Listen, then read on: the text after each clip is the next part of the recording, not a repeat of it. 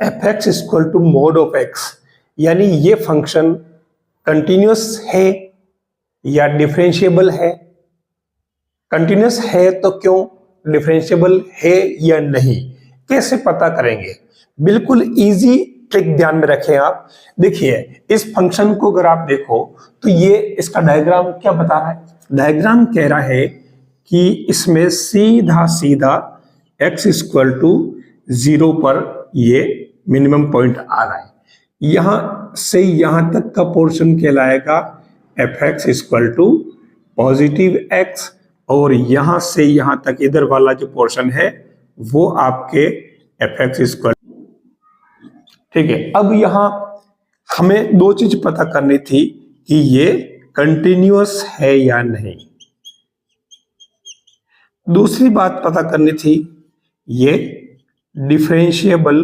Continuous की बात करें तो फंक्शन आप देख लीजिए, ये x belongs to r for every, ये एफ एक्स इक्वल टू यानी कि कोई न कोई जिसको अपन y कहते हैं वो बिलोंग्स टू r है आपके पास में, ठीक है।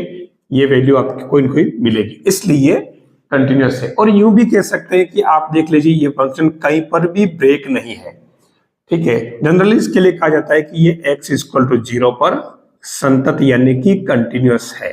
लेकिन हम डिफरेंशिएबल की बात करें तो ये x इक्वल टू 0 पर नॉट डिफरेंशिएबल, ठीक है ना, नॉट डिफरेंशिएबल। क्यों? क्योंकि ये एक ऐसा पॉइंट है x इक्वल टू 0 जहां पर ये कर्व एकदम कॉर्नर दे रहा है।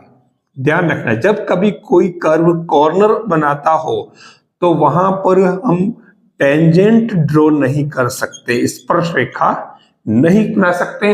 अब जब निष्पर्श रेखा अगर नहीं है किसी कर्व की, ठीक है, तो फिर आप उसका dy बाई dx कैसे निकालेंगे, उसका स्लोप कैसे निकालेंगे? आया समझ में? तो इसलिए ये डिफरेंशिएबल नहीं है।